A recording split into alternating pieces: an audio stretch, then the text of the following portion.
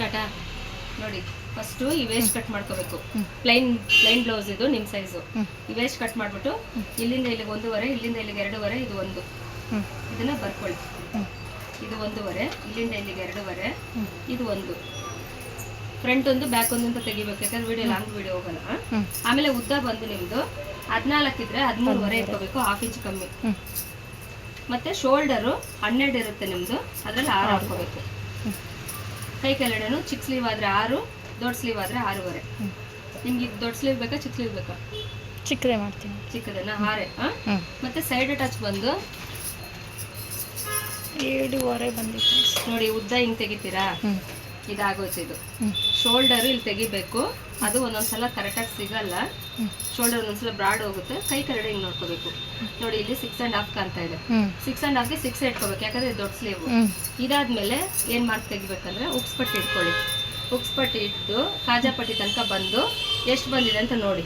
34 divide by 1 ಪದ್ರ ಬರಲ್ಲ, ಅದು 31 ಬಂದಿದೆ. 31 ಬರಲ್ಲ, 30. 4 ಡಿವೈಡ್ ಬೈ 7.5. 2 ಸೇರಿಸ್ಕೊಂಡು 9.5 ಇದೆ ಡಾಟ್ಗೆ. ಇಲ್ಲಿ 9 ಹಾಕೋಬೇಕು. ಇದನ್ನ ಇಲ್ಲಿ ಬಾಕ್ಸ್ ಮಾಡ್ಕೋಬೇಕು. ನಿಮ್ಮ ಸೈಜ್ ಇದು, ಬಾಡಿ ಸೈಜು.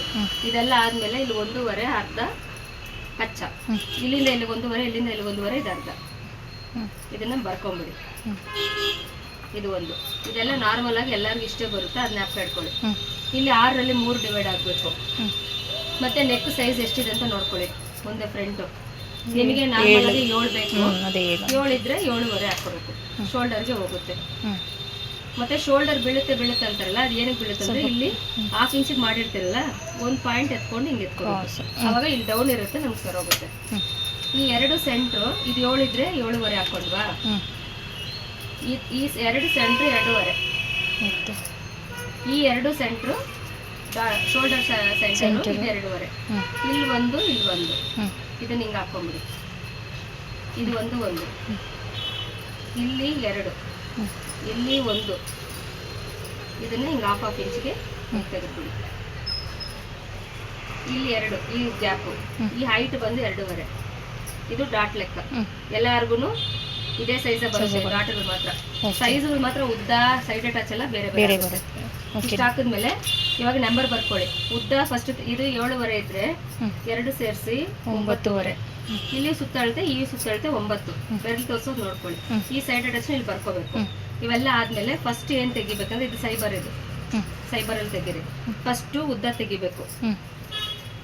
ಸೆಕೆಂಡು ಶೋಲ್ಡರ್ ತೆಗಿಬೇಕು.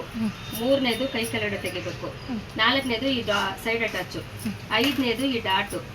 6ನೇದು ಈ ಸುತ್ತಳತೆ. 7ನೇದು ಇದು. 8ನೇದು ಇದು. 9ನೇದು ಇದು. 10ನೇದು ಇದು. ಆಯ್ತಾ? 11ನೇದು ಈ ಡಾಟು. 12ನೇದು ಇದು, ಈ ಡಾಟ್. 13ನೇದು ಇದು. 14ನೇದು ಇದು. ಏನಕ್ಕೆ ಹಾಕ್ತೀನಿ ಅಂದ್ರೆ ಯಾವ್ದ್ರಿಂದ ಯಾವ್ದು ಟೇಪ್ ಹೆಂಗ್ ತೆಗಿಸ್ಬೇಕು ಅನ್ನೋಕೋಸ್ಕರ ತೋರಿಸೋದು.